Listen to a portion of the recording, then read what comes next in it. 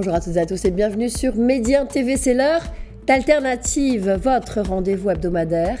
En partenariat avec l'Université internationale de Rabat, Alternative, c'est l'essentiel de l'actualité nationale, africaine, internationale, décryptée par des experts et des personnalités en une dizaine de minutes. Bref, un regard alternatif du sud de l'Afrique, du Maroc. Et c'est précisément dans un pays où l'alternative semble clairement prendre le pas que je vous propose de vous emmener aujourd'hui, un pays qui, selon certains experts, traverse une période historique. Le Tchad, où Succès Masra, l'un des principaux opposants tchadiens, a été nommé il y a quelques jours Premier ministre par le président de la transition, Mahamat Idriss Déby Itno, celui-là même que Succès Masra critiquait alors qu'il était président du Parti des Transformateurs. De retour d'exil en novembre dernier, après un accord de réconciliation, il est aujourd'hui à la tête du gouvernement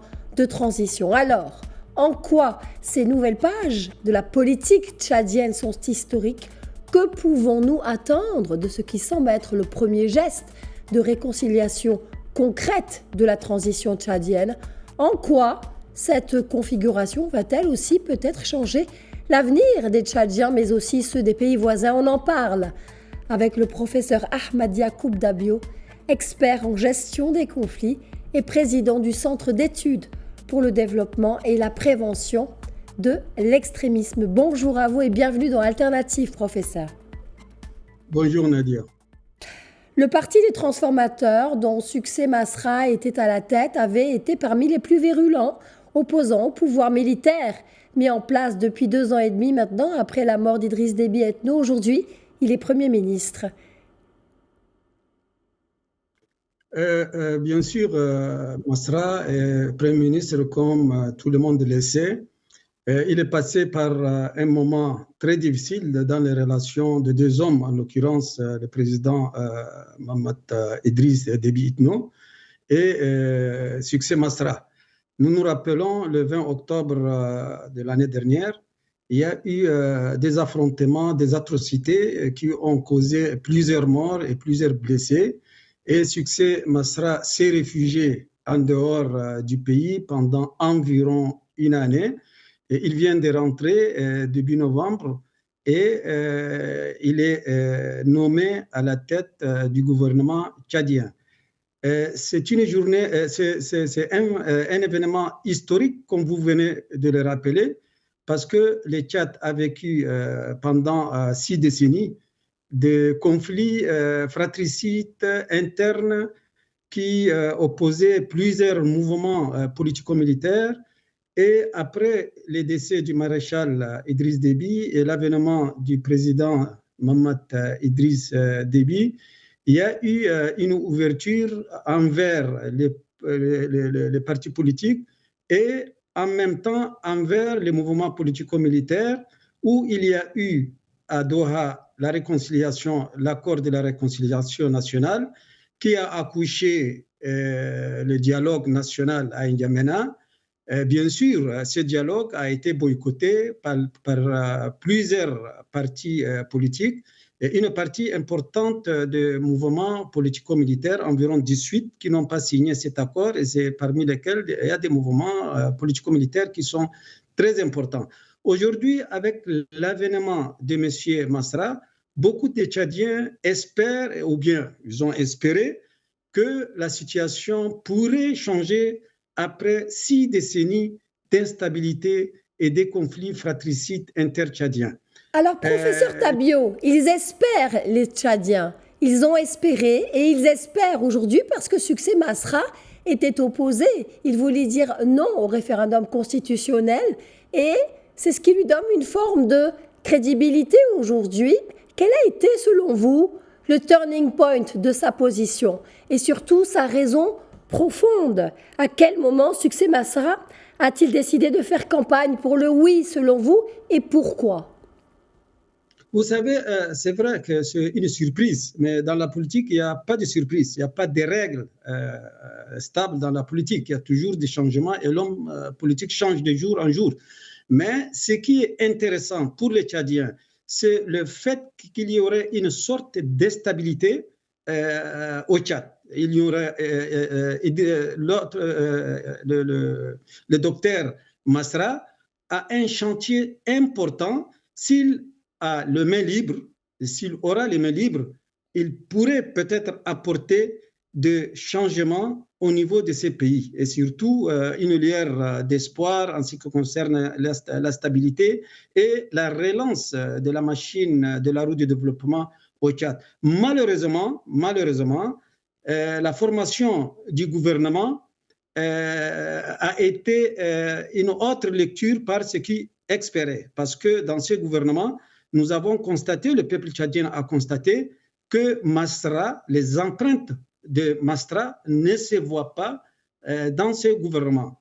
En l'occurrence, M. Masra n'a pas eu l'occasion de changer la liste de gouvernement, si vous voulez. Alors que c'était l'occasion. Excusez-moi, parmi les 30 membres du gouvernement, il n'a pas eu plus de 2 à 3 ministres. Et ça, ce n'est pas ce que le peuple tchadien attend. Mais la question que tout le monde se pose, est-ce que M. Masra aura les mains libres pour pouvoir apporter un changement? Je ne crois pas. Vu la formation du gouvernement, je ne crois pas qu'il aura les mains libres. Malgré cela, il y a un chantier, un vaste chantier, et c'est un défi. Il y a par exemple la cherté de la vie, les délestages de l'électricité, la grève des enseignants, parmi tant d'autres. Est-ce que M. Masra aura la possibilité? N'oubliez pas que les 2 hommes, Masra et le général Mohamed Idriss Déby, se dirigent dans moins d'une année vers des élections législatives et présidentielles. Je ne crois pas que M. Précisément. On lui fait cadeau en lui donnant la possibilité de réaliser, par exemple, l'électricité, la pénurie de carburant. Donc sa marge de manœuvre est encore potentiellement plus grande avec ces échéances d'élections. Exactement. Malgré les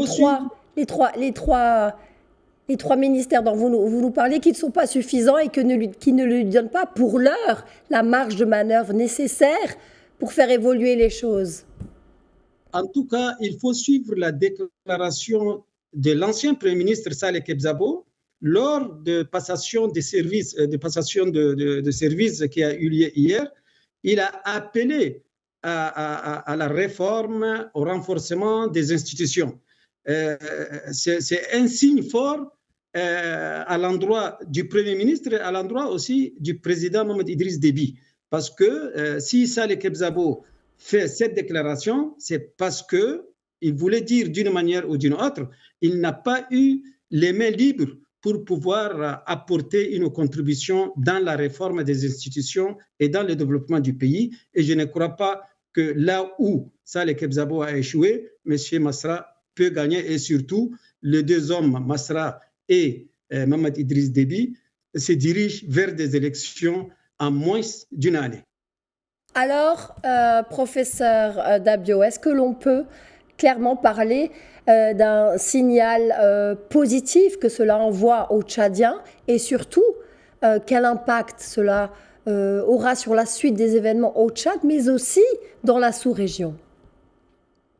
Vous savez, maintenant, ça dépend de ce qui va se passer dans les 3 prochains mois. Est-ce qu'il y aura un changement au niveau de la gestion de l'État au Tchad, ou bien Masra sera comme une marionnette pour exécuter ce que M. Saleh Kebzabo a fait. Il a fait la même chose, Saleh Kebzabo, et M. Masra, on verra dans les prochains 3 mois, est-ce qu'il va réussir à appliquer son programme, parce qu'il est arrivé avec un programme où il ne va pas réussir. D'abord, le peuple tchadien l'attend par rapport à la grève des enseignants. Il faut comprendre que les élèves, ça fait 3 mois, ils ne sont pas allés à l'école et les enseignants sont en grève. Ça, c'est le premier défi auquel M. Masra fera face. Il a bien réagi lors de la passation de services, que c'est un des défis auxquels il doit faire face. La grève des enseignants, 3 mois sans école pour les enfants tchadiens, effectivement, c'est un défi, c'est une urgence même pour le peuple tchadien. Quels sont les autres défis névralgiques pour le nouveau Premier ministre tchadien, Succès Masra, selon vous, et sur lesquels il doit avancer le plus rapidement possible, malgré sa marge de manœuvre réduite pour l'instant? Il y a par exemple la lutte contre la corruption. Ça, c'est un défi central. Il y a aussi la pénurie de carburant. Tout le monde sait au Tchad qu'il y a la fraude des carburants qui se dirige vers le Soudan. Et dans les grandes villes, il y a toujours, tous les 2 jours, toutes les semaines, il y a une pénurie. Et la fraude s'est faite au vu et au su de tout le monde. Est-ce que le président Mohamed Idriss a le main lui-même? Est-ce qu'il n'est pas pris en otage et est-ce qu'il a la possibilité d'arrêter cette fraude des carburants qui se dirige vers le Soudan? Je crois que c'est un tout petit peu difficile. Il y a aussi la réforme de l'armée.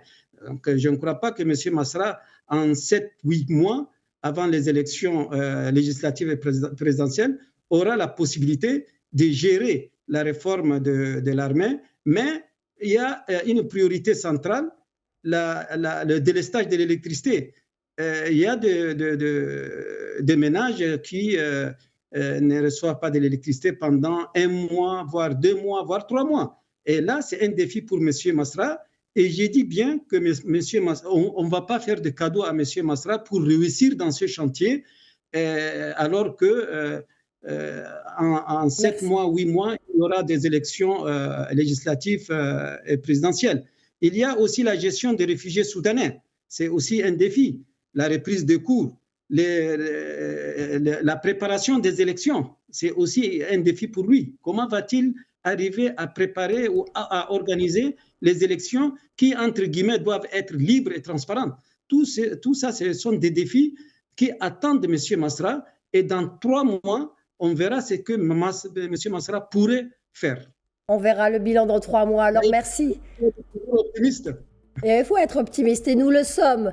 Merci infiniment, professeur Dabio, d'avoir été avec nous. C'était un vrai plaisir et un honneur de vous avoir dans Alternative. Monsieur Ahmed Yacoub Dabio, expert en gestion des conflits et président du Centre d'études pour le développement et la prévention de l'extrémisme. Merci infiniment. Merci et bonne soirée. Et merci à vous, c'est la fin d'Alternative. À la semaine prochaine.